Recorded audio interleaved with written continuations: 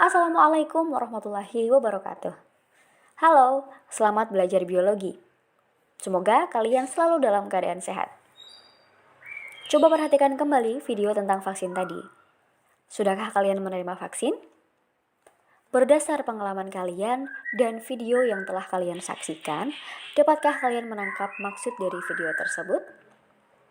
Ternyata Tuhan Yang Maha Esa memberikan anugerah yang begitu hebatnya melalui susunan tubuh yang kompleks dengan berbagai fungsi yang bermanfaat. Seperti halnya kali ini, kita akan belajar tentang sistem pertahanan tubuh atau sistem imun yang akan melindungi tubuh kita dari berbagai ancaman. Sebelum masuk ke materi, kita harus tahu dulu nih, apa yang dimaksud sistem imun. Sistem imun ini merupakan sistem pertahanan yang digunakan untuk mengenal, menghancurkan, dan juga menetralkan benda asing ataupun sel abnormal yang bisa merugikan tubuh kita. Contoh dari benda asing misalnya patogen yang berupa virus, bakteri, atau jamur. Lalu bisa juga zat kimia, bisa serbuk sari, atau lainnya. Nah, kalau contoh dari sel abnormal misalnya sel-sel kanker. Sedangkan imunitas atau kekebalan merupakan kemampuan tubuh untuk menahan atau menghilangkan benda asing ataupun sel abnormal dari tubuh kita. Nah, antara satu individu dengan individu lainnya dapat memiliki imunitas yang berbeda. Semakin lemah imunitas seseorang, semakin mudah pula orang tersebut terpapar suatu penyakit. Jadi, menurut kalian, apakah setiap individu memiliki kekebalan tubuh yang berbeda? Apa penyebabnya? Yuk, simak seluruh penjelasan untuk mengetahui jawabannya. Sistem pertahanan tubuh kita terdiri dari yang namanya sistem imun dan sistem limfatik. Kedua sistem ini saling bekerja sama dalam membentengi tubuh kita dari ancaman. Perhatikan peta konsep berikut. Kita simak dulu fungsi dari sistem imun. Sistem imun atau pertahanan tubuh berperan dalam mempertahankan dan melindungi tubuh dari serangan benda asing ataupun bibit penyakit yang bisa berupa virus, bakteri, jamur, lalu bisa juga zat kimia, serbuk sari, dan lain-lain. Selain itu, sistem imun juga berperan dalam menghancurkan jaringan dan sel yang sudah rusak atau mati untuk kemudian dilakukan perbaikan jaringan. Misalnya, sel bakteri yang sudah mati karena diserang sel-sel imun, nanti kalian akan tahu sel apa itu yang berperan untuk mematikan sel bakteri ataupun patogen. Sel bakteri tersebut kemudian dihilangkan dari tubuh dengan cara dihancurkan. Lalu, dia akan ditelan oleh sel imun juga, nanti ada yang berperan untuk menelan. Nah, selain itu ada juga sel yang berfungsi untuk mengenali dan menghancurkan sel abnormal dalam tubuh. Tadi contoh sel abnormal kan kanker ya. Nah, itu juga ada tuh yang berperan untuk memerangi sel kanker. Terdapat dua jenis mekanisme sistem imun dalam mempertahankan tubuh kita dari ancaman. Yang pertama non-spesifik, yang kedua spesifik. Kita bahas dari yang pertama, yaitu sistem imun non-spesifik. Dari namanya kita bisa tahu bahwa itu tidak khusus ya. Nah, untuk sistem pertahanan ini merupakan sistem pertahanan lapis pertama dan kedua juga ya. Dari namanya ya kita bisa tahu bahwa sistem imun ini tidak membedakan antara mikroba patogen yang satu dengan yang lainnya. Jadi pada kondisi ini kalau misal ada virus yang menyerang tubuh kita ataupun bakteri ataupun serbuk sari yang misalnya saat alergi ataupun zat kimia tertentu, itu dianggap sama, semuanya dianggap ancaman. Dan mekanisme untuk menyerang semuanya itu, menyerang virus, bakteri, dan lain-lain, itu sama mekanismenya. Itu untuk non-spesifik. Kemudian yang kedua, spesifik. Sistem imun spesifik, dari namanya kita bisa tahu bahwa ini khusus ya. Jadi sistem imun ini merupakan lanjutan. Jadi kalau tadi non-spesifik lapis pertama dan kedua, yang spesifik ini lapis ketiga. Nah, dia bisa mengenali benda asing dan memiliki memori terhadap kontak sebelumnya. Kalau tadi non-spesifik tidak bisa membedakan, jadi semuanya dianggap sama. Kalau yang spesifik ini bisa beda. Kita bisa tahu misalnya ada virus, kan ada banyak jenisnya ya, ada virus penyebab demam berdarah, ada virus penyebab flu, dan lain-lain. Nah, itu untuk yang di spesifik ini, dia nanti punya mekanisme tertentu untuk masing-masing patogen tersebut. Gitu. Kita bisa lihat jenis mekanisme sistem imun dengan lebih jelas di sini. Tadi kan ada sistem pertahanan tubuh non-spesifik dan spesifik ya. Kemudian ada lapis pertahanan, pertama, kedua, dan ketiga. Untuk non-spesifik itu pertama dan kedua, seperti yang tadi dijelaskan. Kita bahas dari yang pertama, itu ada kulit, membran mukosa, rambut hidung, silia trakea, cairan sekresi kulit, dan membran mukosa. Lalu kalau sudah bisa melewati pertahanan pertama, jadi sudah melewati kulit dan lain-lain, patogen tersebut akan dilawan melalui proses inflamasi dari sel-sel fagosit juga dan juga protein antimikroba. Lalu selanjutnya kalau sudah bisa melewati itu juga, mereka akan diserang oleh tubuh kita melalui limfosit dan antibodi di pertahanan tubuh spesifik. Kita bahas yang non-spesifik dulu ya. Untuk lapis pertama, itu kan tadi ada kulit, membran mukosa, dan lain-lain. Nah, mereka mempertahankan tubuh kita melalui pertahanan fisik, mekanis, kimiawi, dan biologis. Lalu untuk lapis kedua, dia melalui proses peradangan, fagositosis, dan juga dari protein antimikroba. Kita mulai dari pertahanan di permukaan tubuh kita. Untuk mekanisme pertahanan fisik dilakukan oleh lapisan terluar yaitu kulit dan membran mukosa. Di kulit kita itu kan terdiri dari sel-sel epitel yang tersusun rapat ya, yang bagian paling luar. Nah, karena susunannya yang rapat, patogen atau organisme yang menyebabkan penyakit akan sulit menembusnya. Nah, jadi kalau misalnya kita sedang luka, itu kan sel epitelnya kan rusak ya. Jadi ada celah tuh bagi patogen untuk masuk ke tubuh kita. Selain itu, lapisan luar dari kulit juga mengandung keratin dan sedikit air. Ya bisa kita rasakan ya, tangan kita kan, ya tangan dan kulit-kulit kita yang lain kan nggak basah gitu loh, karena di situ airnya juga sedikit. Nah, keadaan yang tidak lembab itu akan menghambat pertumbuhan mikroba atau ya patogen itu tidak bisa hidup dengan baik di situ. Itu pertahanan yang dari kulit. Masih di lapis pertama untuk mekanisme pertahanan fisik. Selain kulit, tadi kan juga ada membran mukosa ya yang berperan. Nah, membran ini melapisi permukaan bagian dalam tubuh di saluran pencernaan, pernapasan, dan kelamin. Contohnya di mana? Contohnya yang ada di hidung kita deh. Itu ada di hidung kan ada lendir juga ya. Lalu di trakea atau tenggorokan juga ada lendir di situ. Nah, contohnya itu. Membran ini menyekresikan mukus. Mukus itu apa? Ya lendir. Lendir itu dapat memerangkap antigen. Antigen itu zat penyakit gitu, penyakit yang dibawa oleh patogen. Jadi zat-zat yang menyerang tubuh kita dari luar gitu. Nah, itu bisa diperangkap di lendir untuk kemudian ditutup jalannya supaya si antigen itu tidak masuk ke sel-sel epitel. Di lapis pertama ada yang namanya pertahanan mekanis juga. Pertahanan ini dilakukan oleh rambut hidung dan silia yang ada pada trakea. Silia itu apa? Silia itu rambut-rambut halus yang ada pada tenggorokan kita ya.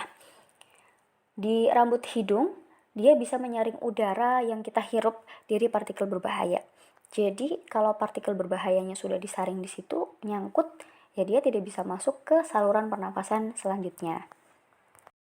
Kalau pada trakea, silia atau rambut-rambut halus itu juga bisa menyapu partikel berbahaya yang tadi sudah lewat hidung yang bisa lolos dari rambut hidung itu. Kan dia nanti menuju tenggorokan ya. Nah, dia akan disapu oleh silia ini. Jadi si partikel-partikel itu terperangkap dulu di dalam lendir, lalu nanti ada mekanisme dari tubuh kita untuk mengeluarkan partikel berbahaya tersebut dari tubuh. Contohnya bagaimana? Contohnya saat kita batuk dan juga bersin. Untuk pertahanan kimiawi dilakukan oleh sekret yang dihasilkan kulit dan juga membran mukosa. Sekret itu apa? Sekret adalah hasil sekresi. Masih ingat tentang sekresi? Sekresi dan ekskresi beda ya. Bedanya di mana? Kalau ekskresi itu zat-zat yang dihasilkan itu berupa sisa metabolisme tubuh kita dan tidak bisa dipakai lagi. Tapi kalau hasil dari sekresi yang berupa sekret ini masih bisa digunakan oleh tubuh kita. Contohnya apa? Contoh dari sekret ini ada hormon, ada air mata, air ludah juga, minyak, dan lain-lain. Nah, sekret ini mengandung zat kimia yang menghambat pertumbuhan mikroba. Contohnya ada di minyak dan keringat. Di minyak dan keringat itu pH-nya antara 3-5, pH-nya asam. Jadi untuk bakteri-bakteri tertentu yang tidak bisa hidup di suasana asam, mereka akan mati tuh kalau sampai di minyak dan keringat di tubuh kita. Selain minyak dan keringat, pertahanan kimiawi juga dilakukan oleh membran mukosa. Membran mukosa kan tadi juga sudah melakukan pertahanan fisik ya. Nah, dia juga melakukan pertahanan kimiawi dengan cara mengeluarkan sekret yang bernama mukus atau lendir. Kalau tadi memerangkap partikel berbahaya, kalau yang di pertahanan kimiawi ini, dia juga mengandung enzim lisozim. Yang mengandung enzim lisozim itu selain lendir atau mukus, ada juga pada air liur dan juga air mata. Kok bisa enzim lisozim ini menghancurkan partikel berbahaya? Karena enzim ini dapat menghidrolisis dinding sel bakteri sehingga pecah dan mati. Untuk mengingat-ingat, enzim lisozim itu ya mirip ya namanya sama lisosom yang ada pada sel hewan. Itu kan fungsinya juga untuk memakan gitu lah. Nah, kalau yang enzim lisozim ini bisa menghidrolisis dinding sel bakteri. Jadi dia bisa menghancurkan dinding sel bakteri. Kalau yang namanya makhluk hidup itu kan butuh air ya. Nah, bakteri juga gitu tuh, di dalamnya ada airnya. Tapi karena adanya enzim lisozim ini, dia bisa jebol si bakteri ini sehingga air yang ada di dalamnya itu keluar, hidrolisis. Jadi air-air yang ada di dalam bakteri itu keluar. Jadi kan dia kering, sehingga dia pecah dan juga mati. Masih di lapis pertama untuk pertahanan biologis atau pertahanan oleh makhluk hidup. Pertahanan ini dilakukan oleh populasi bakteri tidak berbahaya yang hidup di kulit dan membran mukosa kita. Di permukaan tubuh kita itu kan ada banyak bakteri kan. Nah, bakteri tersebut melindungi tubuh kita tuh dengan cara berkompetisi dengan bakteri patogen. Jadi, bakteri yang ada di permukaan tubuh kita itu rebutan nutrisi dengan bakteri dari luar yang mengancam tubuh kita. Nah, kalau misal si bakteri-bakteri baik kita menang, ya bakteri patogennya dia tidak akan bisa bertahan karena nutrisinya dimakan oleh bakteri tubuh kita. Nah, tapi kalau bakteri patogennya menang dan memperoleh nutrisi, dia jadi punya energi kan untuk menembus kulit dan membran mukosa. Nah, itu yang bisa menyebabkan ya nanti dia ke lapis kedua gitu. Nah, kita sudah sampai nih di lapis kedua. Jadi bakteri atau patogen-patogen yang membawa penyakit itu bisa masuk ke lapis kedua kalau mereka sudah bisa melewati pertahanan pertama. Di lapis pertama itu tadi ada fisik, kimia, biologi gitu. Kalau mereka sudah berhasil melewati itu, mereka akan masuk nih ke pertahanan tubuh kita lapis kedua. Nah, mekanismenya yang pertama ada yang namanya peradangan atau inflamasi. Inflamasi ini merupakan reaksi tubuh terhadap infeksi, cedera, atau kerusakan jaringan. Misalnya karena ada goresan atau benturan keras, ataupun infeksi bakteri dan gigitan serangga. Nah, kan biasanya kita kalau misal tergores gitu ya, tadi kan epitelnya yang tadinya rapat kan jadi rusak. Jadi bakteri atau patogen itu kan bisa masuk ya ke tubuh kita. Nah, itu masuknya ke lapis kedua ini. Lalu tubuh kita merespon dengan cara melakukan peradangan dengan memproses peradangan atau inflamasi ini. Nah, gejala-gejalanya ada yang namanya nyeri atau dolor, panas atau kalor, kemerahan atau rubor, dan bengkak atau tumor. Apa sih fungsi dari inflamasi atau proses peradangan? Yang pertama adalah mencegah infeksi menyebar ke jaringan lain.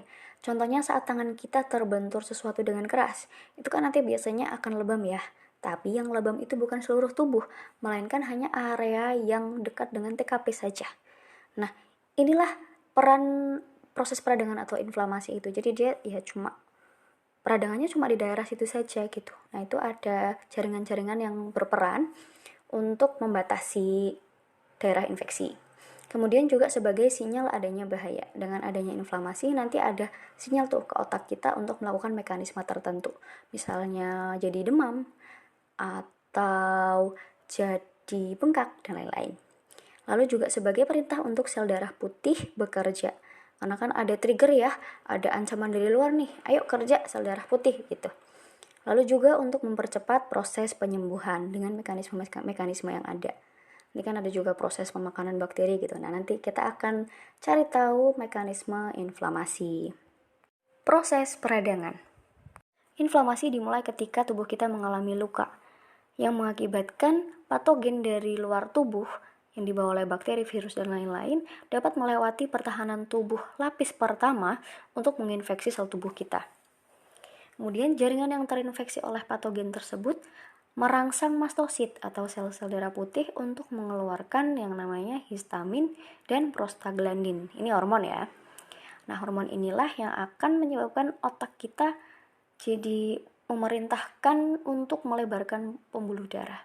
Nah, pelebaran pembuluh darah ini dapat mengakibatkan peningkatan kecepatan aliran darah. Karena apa? Karena jalurnya itu, si pembuluh darahnya itu kan semakin besar. Jadi, ya alirannya juga harus lebih cepat lagi gitu. Lalu setelah itu terjadi perpindahan sel fagosit yang berupa neutrofil dan monosit menuju jaringan yang terinfeksi. Perpindahannya kemana? Ya dari pembuluh darah ke jaringan yang terinfeksi. Kenapa bisa pindah? Karena ada pelebaran pembuluh darah. Pelebaran pembuluh darah itu tadi akan meningkatkan permeabilitas dari pembuluh darah. Jadi sel-sel fagosit yang tadinya nggak bisa lewat, jadi bisa lewat menuju jaringan yang terinfeksi atau TKP. Kemudian, karena itu, daerah yang terinfeksi akan terlihat kemerahan karena pelebaran pembuluh darah tadi, lalu juga panas atau demam. Kenapa? Karena adanya zat-zat yang namanya pirogen. Itu nanti akan merangsang tubuh kita untuk mengeluarkan yang namanya prostaglandin. Untuk apa? Untuk di hipotalamus itu nanti ada patokan suhu tertentu gitu loh. Jadi patokan suhunya malah jadi tinggi. Jadi ada mekanisme di tubuh kita buat ayo naikin suhu gitu. Jadi ya itu yang akan menyebabkan tubuh kita demam.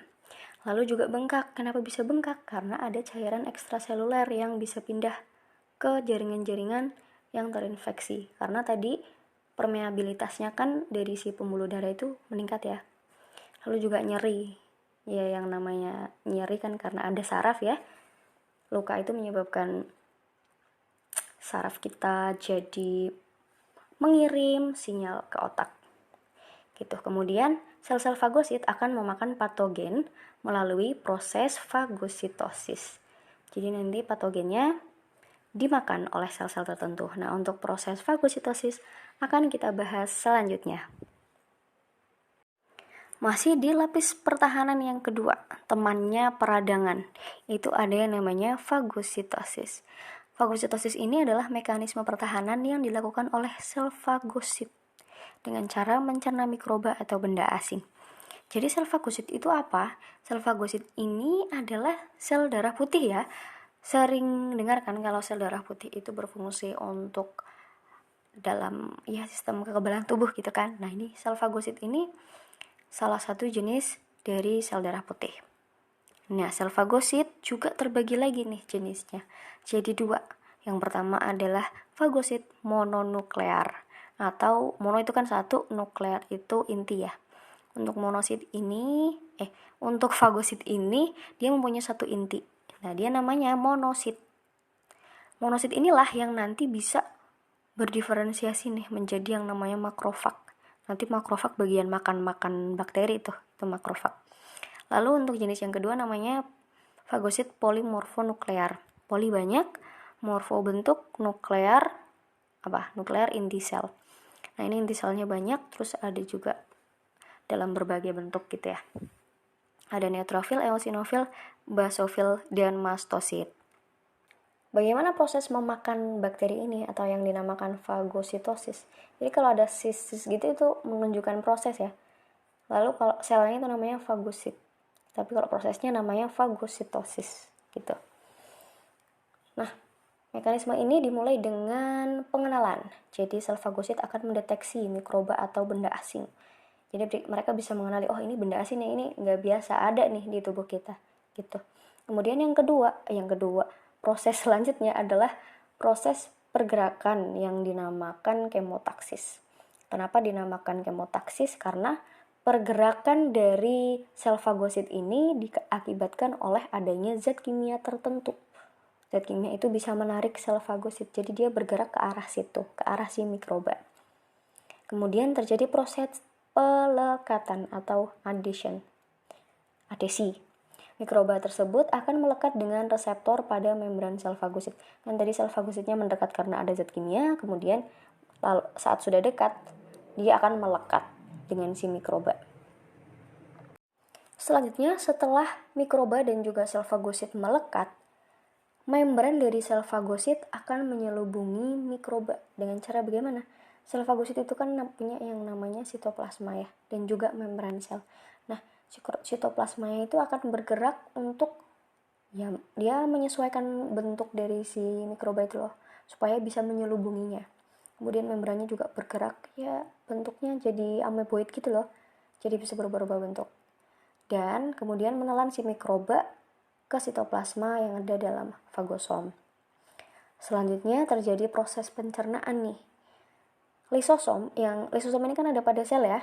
Nah, lisosom ini akan mencerna seluruh permukaan mikroba sampai hancur.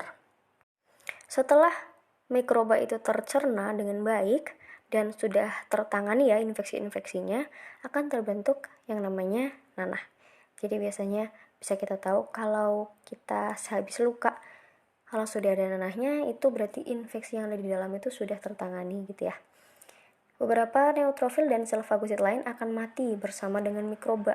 Jadi yang tadi menyerang dia akan ikut mati gitu. Nah, sel yang masih hidup dan sudah mati akan membentuk nanah, mereka jadi bercampur gitu. Kemudian ada proses pengeluaran atau releasing.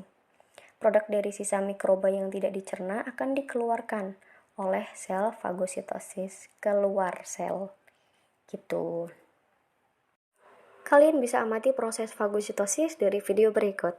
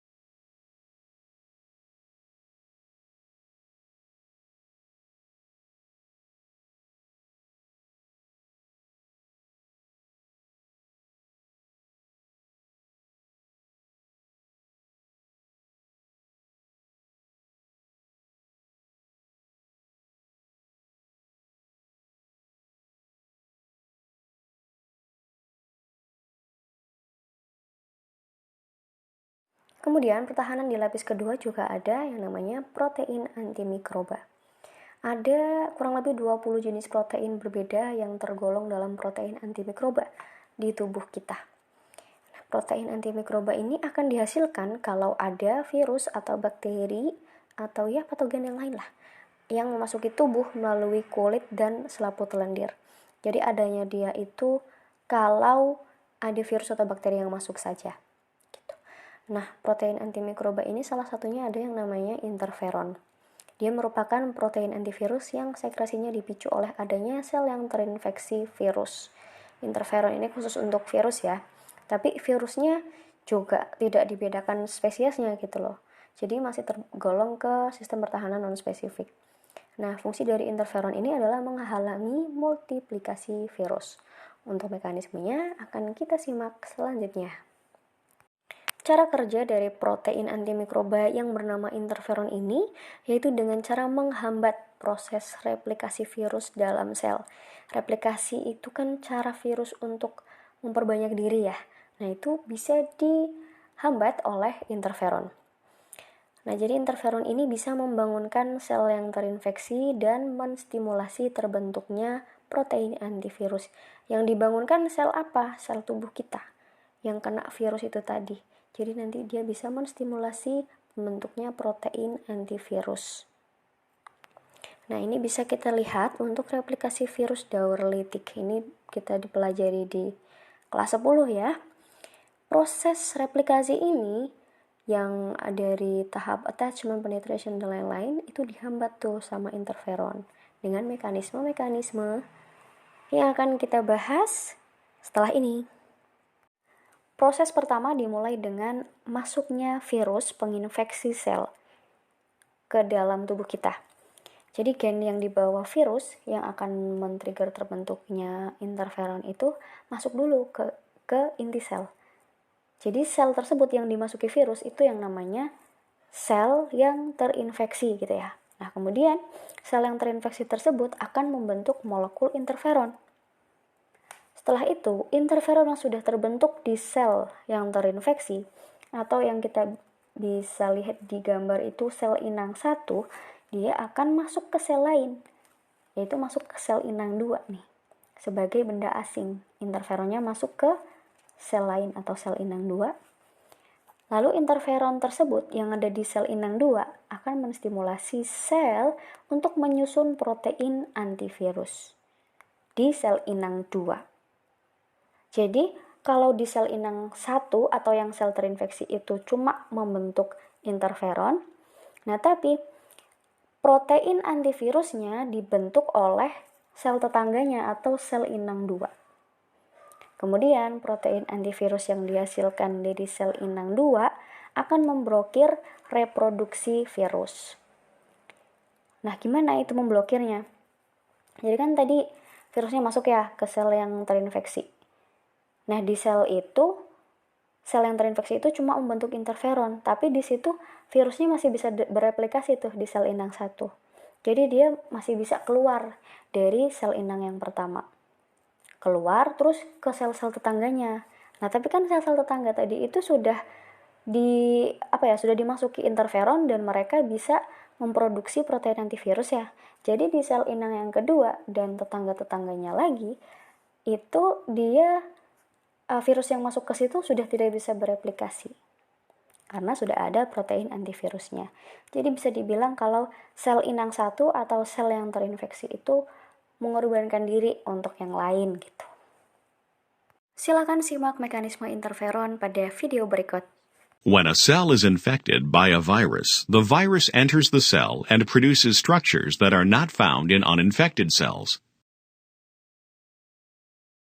The presence of this viral material signals the cell to produce interferon. The interferon moves out of the cell and attaches to receptors on nearby cells of the same type. The cell that produces the interferon is unable to save itself. The virus replicates in this cell and then moves out to infect nearby cells. The nearby cell that already has interferon bound to its surface responds in several ways, including production of enzymes that degrade messenger RNA and prevent protein synthesis. Thus, a virus can attach and enter the cell, but completion of the viral replication cycle is prevented. Kita sudah membahas tentang sistem pertahanan tubuh non-spesifik. Nah, sekarang saatnya kita membahas yang kedua nih, yang spesifik. Sistem pertahanan tubuh ini akan bekerja setelah patogen berhasil melewati sistem pertahanan tubuh non-spesifik. Untuk yang non-spesifik tadi itu kan ada lapis pertama dan kedua ya. Nah, baru yang spesifik ini yang ketiga. Jadi, patogennya itu akan bisa masuk ke lapis ketiga atau spesifik ini kalau sudah bisa melewati lapis pertama dan kedua di yang sistem pertahanan non-spesifik. Lalu sistem pertahanan spesifik ini terbentuk karena adanya peran antigen dan antibodi. Apa sih antigen dan antibodi? Sebelum mempelajari lebih lanjut tentang sistem pertahanan tubuh spesifik, kita harus tahu dulu istilah-istilah yang nanti akan banyak muncul di situ. Yang pertama adalah patogen. Ini adalah agen penginfeksi yang dapat menyebabkan penyakit. Tadi sudah dibahas ya. Bisa berupa virus, bakteri, jamur, dan lain-lain. Kemudian antigen merupakan molekul asing yang dapat dikenali oleh sistem imun. Jadi diingat-ingat saja ya, yang namanya antigen itu berasal dari luar. Berasal dari luar tubuh kita. Kemudian antibodi merupakan protein spesifik yang dihasilkan sistem imun untuk melawan antigen. Jadi yang kita miliki itu namanya antibodi, kemudian yang dilawan oleh antibodi adalah antigen. Antigen berasal dari luar, gitu ya. Lalu kita ini kan membahas tentang sistem pertahanan tubuh spesifik. Dan dia bisa mengenali berbagai macam mikroba, bisa mengenali jenis-jenis virus tertentu, jenis bakteri tertentu, dan lain-lain. Jadi antibodi di tubuh kita itu ada banyak jenisnya. Oleh karena itu, bisa dikatakan bahwa tubuh kita itu memiliki antibodi multiklonal. Jadi antibodi yang bisa menangani atau mengenali berbagai jenis bakteri, virus, dan lain-lain gitu. Sistem pertahanan tubuh spesifik dilakukan oleh antibodi. Diingat-ingat lagi ya, kalau antibodi itu yang kita miliki dan kalau antigen itu dari luar. Antibodi dibentuk oleh limfosit atau sel darah putih, salah satu jenis sel darah putih. Nah, dibentuknya antibodi ini kalau ada antigen saja. Kalau tidak ada antigen ya dia tidak dibentuk gitu. Oleh karena itu, komponen utama yang berperan dalam sistem pertahanan tubuh spesifik ada limfosit atau salah satu jenis sel darah putih, dia untuk menghasilkan antibodi. Kemudian ada juga antibodi itu sendiri sebagai komponen yang berperan penting dalam sistem pertahanan tubuh spesifik. Kita bahas dari komponen yang pertama, yaitu limfosit. Dia merupakan salah satu jenis sel darah putih yang bekerjanya itu untuk mempertahankan kekebalan tubuh. Limfosit terdiri dari dua jenis, yaitu sel B dan sel T. Sel B dibentuk dan dimatangkan di sumsum tulang. Sel B ini bisa diaktifasi karena adanya antigen itu tadi. Nah, ini proses aktivasinya. Kemudian menghasilkan yang namanya sel B memori dan juga sel B plasma. Untuk sel B plasma ini dia adalah bagian yang menghasilkan antibodi. Tadi kan sudah disebut ya, kalau limfosit itu merupakan penghasil antibodi. Nah, ini dia nih. Di bagian sel B-nya. Sel B plasma menghasilkan antibodi. Nah, karena menghasilkan antibodi, maka kekebalan yang dihasilkan oleh sel B disebut kekebalan humoral. Sel B ini terbagi menjadi 3 jenis. Yang pertama adalah sel B plasma atau plasma sel B. Untuk membentuk antibodi. Ini biasanya yang keluar di mana-mana ya, ini penting ya. Kemudian ada sel B memori. Fungsinya untuk apa? Seperti namanya, dia berfungsi untuk mengingat antigen yang pernah masuk ke tubuh. Kalau pertama kali dia berarti belum ada filenya ya. Jadi belum bisa mengingat apa-apa orang pertama kali masuk. Nanti kalau sudah kedua kali, nah bagian dari limfosit yang berfungsi untuk mengenali kalau terjadi kontak yang kedua, itu adalah sel B memori ini. Selain itu, dia juga berfungsi untuk menstimulasi pembentukan sel B plasma jika terjadi infeksi kedua. Nah, itu kalau sudah infeksi kedua, dia sudah ingat, oh ini yang sudah pernah kesini nih. Jadi tinggal mengeluarkan, ya mekanismenya jadi lebih pendek gitu loh. Nggak sepanjang infeksi pertama. Lalu untuk jenis ketiga adalah sel B pembelah. untuk membentuk sel B plasma dan sel B memori. Kemudian sel yang kedua yaitu sel T. Sel T ini merupakan limfosit yang terbentuk di sumsum tulang dan dimatangkan di kelenjar timus. Kelenjar timus itu terletak di mana? Dia ada di belakang tulang dada kita, ada di rongga dada, kemudian di antara kedua paru-paru. Aktivasi dari sel T ini akan menghasilkan sel T supresor. Supresor itu apa? Supresor adalah penghambat ya. Sel T penghambat dan juga ada sel T pembunuh atau yang nanti bisa mendestruksi si patogen. Nah, untuk sel T ini dia langsung menyerang sel penghasil antigennya. Jadi kekebalan tubuh yang dihasilkan sel T disebut kekebalan seluler karena langsung menyerang sel penghasil antigen. Sel T juga terbagi menjadi 3 jenis, tetapi berbeda ya dengan sel B. Kalau sel T ini dibagi menjadi sel T pembunuh, sel T penolong atau pembantu, dan sel T supresor atau penghambat. Untuk sel T pembunuh, dia berfungsi untuk menyerang patogen yang masuk ke tubuh. Bagian menyerang untuk kekebalan tubuh spesifik ini adalah sel T pembunuh ini ya. Itu penting. Lalu juga sel T bisa menyerang sel tubuh yang terinfeksi atau ya membunuh dia gitu loh, serta sel kanker secara langsung. Jadi sel T ini juga salah satu bagian dari tubuh kita yang berperan penting nih dalam menyerang sel-sel abnormal berupa sel kanker. Kemudian jenis yang kedua adalah sel T penolong atau pembantu. Dia bisa menstimulasikan pembentukan jenis sel T lainnya dan juga sel B plasma. Dia juga bisa mengaktifasi makrofag untuk melakukan fagositosis. Ingat-ingat ya, makrofag itu sel yang diferensiasi dari monosit. Monosit itu bagian dari fagosit yang dia fungsinya untuk memakan. Bagian mangan-mangan gitu, itu makrofag. Selain itu, sel T penolong juga berperan untuk mengenali antigen MHC kelas 2. Ada nih nanti mekanismenya. Untuk jenis yang ketiga namanya sel T supresor atau penghambat. Nah, dia bekerjanya kalau respon infeksi yang ada di dalam tubuh itu sudah teratasi. Jadi dia berfungsi untuk menurunkan dan menghentikan respons imun. Dengan cara apa? Menurunkan produksi antibodi dan mengurangi aktivitas sel T pembunuh. Jadi sel ini hanya akan bekerja, saya ulangi lagi, ketika infeksi sudah teratasi. Kalau misal dia tidak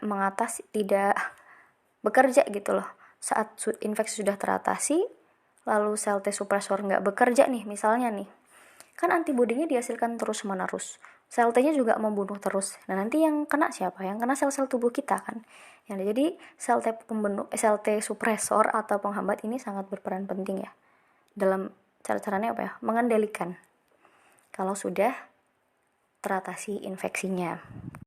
Nah, kita bahas lebih lanjut nih tentang makrofag.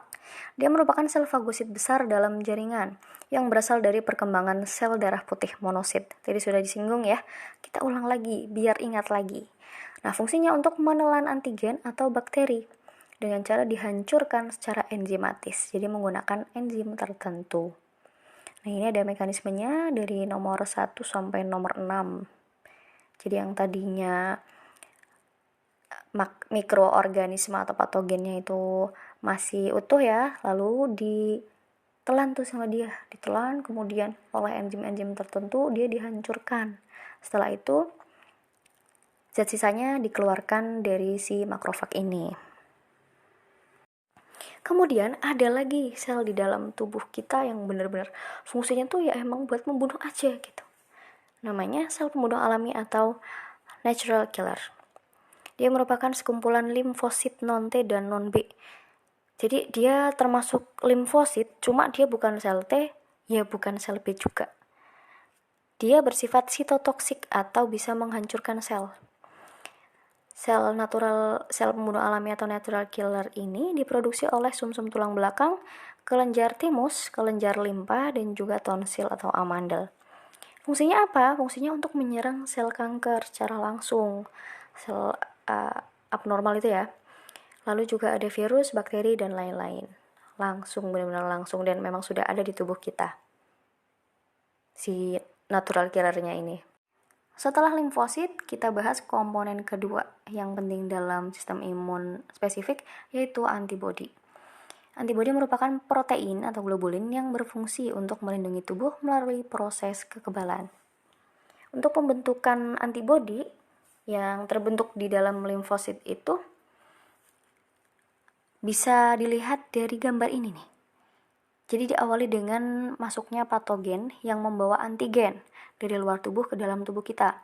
Kemudian masuknya antigen ini akan mengaktifasi sel B yang tadinya belum aktif jadi aktif. Lalu aktivasi sel B ini akan menghasilkan sel B memori dan plasma sel B. Kalau sel B memori sudah diingat-ingat lagi ya tadi fungsinya apa gitu ya. Lalu untuk plasma sel B ini yang akan menghasilkan antibodi. Nah, antibodinya yang sudah dihasilkan oleh plasma sel B ini akan mengikat antigen yang tadi masuk. Setelah diikat nih kan dia ditahan gitu loh, nggak bisa kemana-mana gitu.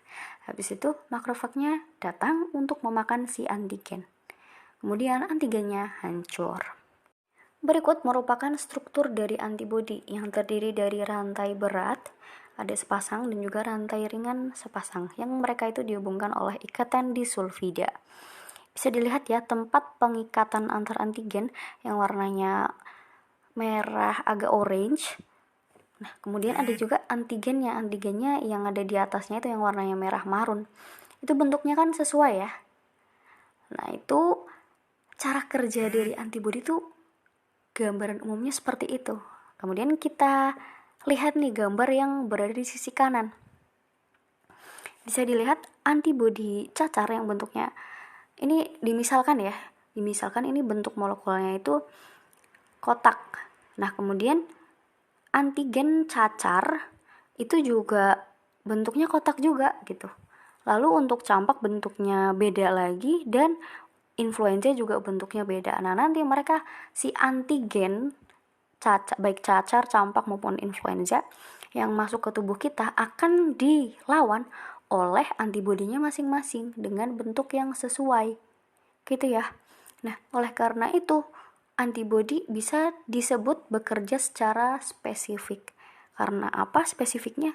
Karena tadi bentuknya itu udah beda-beda, bentuk molekulnya gitu beda-beda. Jadi yang menangani pun juga berbeda.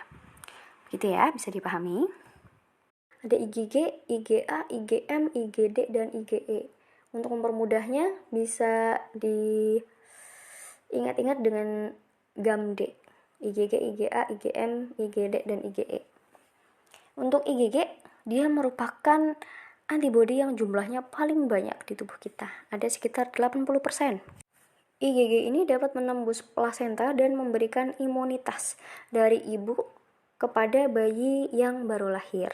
Nah, dia fungsinya adalah untuk melindungi dari mikroorganisme dan toksin. Dan juga bisa meningkatkan efektivitas sel fagositik. Kemudian untuk IgA, dia berfungsi untuk melawan mikroorganisme. Jumlahnya ada sekitar 15% dari seluruh antibodi yang ada di dalam tubuh kita dan bisa ditemukan dalam zat sekresi seperti keringat, ludah, air mata, ASI, dan sekresi usus. Jadi untuk mempermudah, kalau IgG itu tadi di plasenta bayi gitu ya. Kalau IgA ini ada air-airnya gitu. Karena dia ada air ludah, air mata, ASI gitu ya. Kemudian ada IgM.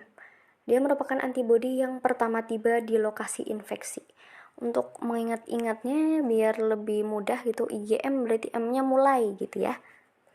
Dan dia menetap di pembuluh darah dan tidak masuk ke jaringan.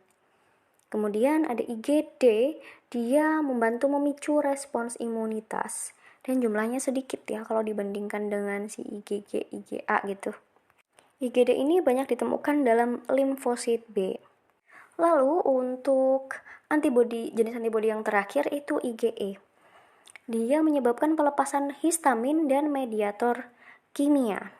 Jadi bisa kita sederhanakan kalau IgE ini yang berperan dalam proses alergi. Jadi yang produksinya akan meningkat selama adanya reaksi alergi, dan juga pada penyakit parasitik tertentu.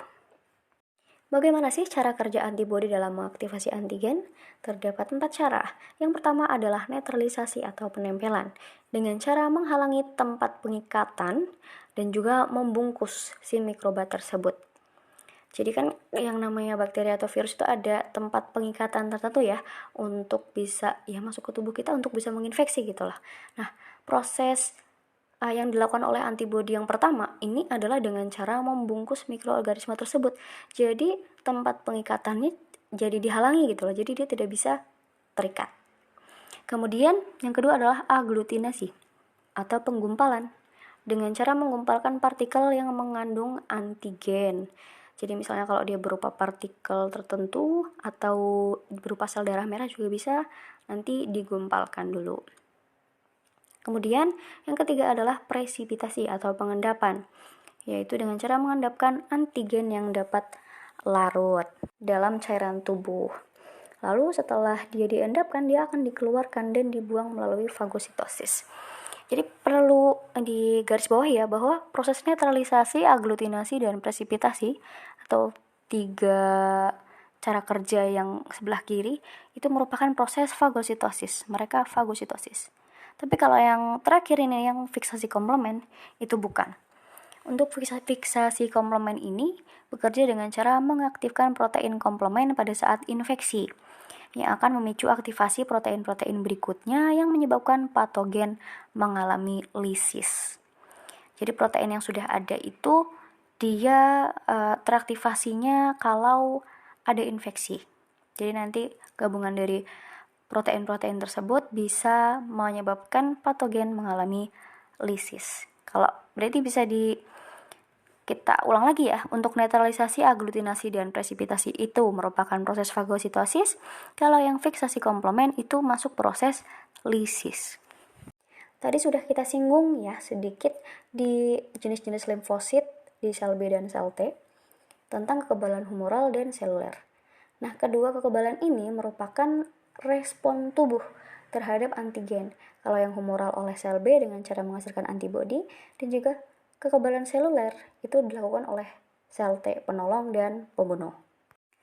Kekebalan humoral dilakukan oleh sel B yang diawali dengan masuknya patogen dan antigen ke tubuh untuk pertama kalinya. Masuknya antigen tersebut akan membuat sel B membentuk sel B plasma dan sel B memori. Kemudian sel B plasma tadi kan fungsinya untuk menghasilkan antibodi ya. Nah, antibodi tersebut kemudian akan mengikat antigen, sehingga makrofag akan lebih mudah menangkap dan menghancurkan patogen. Jadi tadi si antibodinya mengikat antigen biar dia nggak melayu-melayu gitu. Nah, setelah itu makrofagnya datang, ditangkaplah oleh si makrofag, antigennya itu ditangkap oleh makrofag, dan kemudian dihancurkan patogen atau antigennya itu. Nah, setelah infeksinya berakhir, sel B plasma akan mati. Jadi sel B plasma yang tadi menghasilkan antibodi akan mati. Sedangkan sel B pengingat atau sel B memori akan tetap hidup dalam waktu lama. Untuk apa? Untuk mengingat yang tadi menginfeksi itu kayak apa sih ciri-cirinya gitu. Kemudian jika antigen yang sama masuk kembali ke tubuh, tadi kan kalau yang awal itu masuk pertama kali ya. Nah, kalau yang ini, jika antigen yang sama masuk kembali ke tubuh, berarti yang kedua kali, dan seterusnya, sel B pengingat atau memori akan mengenalinya dan mengaktifkan pembentukan sel B plasma, sehingga terbentuk antibodi yang bisa menyerang si patogen tersebut gitu loh, karena sudah ada filenya ya sebelumnya gitu. Kemudian respon kekebalan sekunder terjadi lebih cepat dan konsentrasi antibodi yang dihasilkan lebih besar karena adanya memori imunologi. Kita bisa menyebut kekebalan sekunder ini saat terjadi infeksi yang kedua. Berarti kalau yang infeksi pertama namanya kekebalan primer.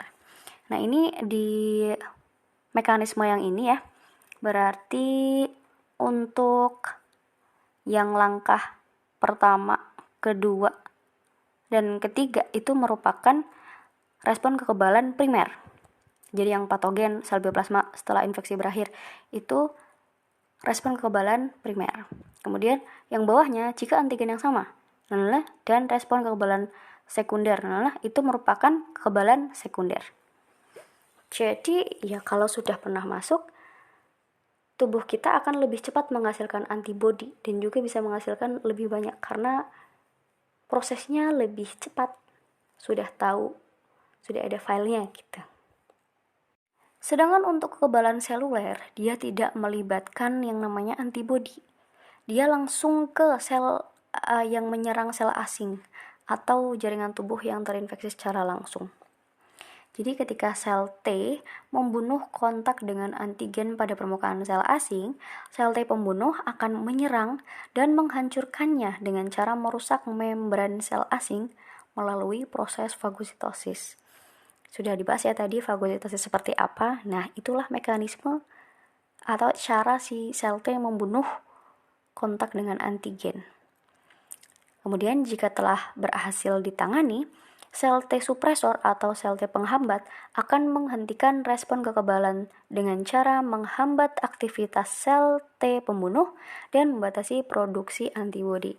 Tadi juga sudah disinggung ya mengenai peran si sel T supresor atau penghambat ini.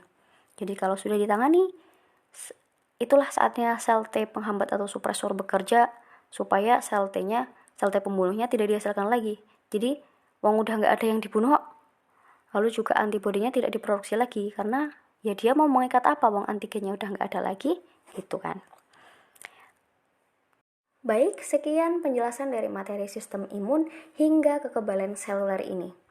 Untuk pertemuan selanjutnya di tanggal 22 Mei 2023, saya memohon kalian untuk mempelajari materi jenis imunitas, yaitu ada imunitas pasif dan aktif, kemudian juga jenis-jenis imunisasi. Jadi saat Senin itu akan ada PTK yang saya mohon kalian untuk bekerja sama ya.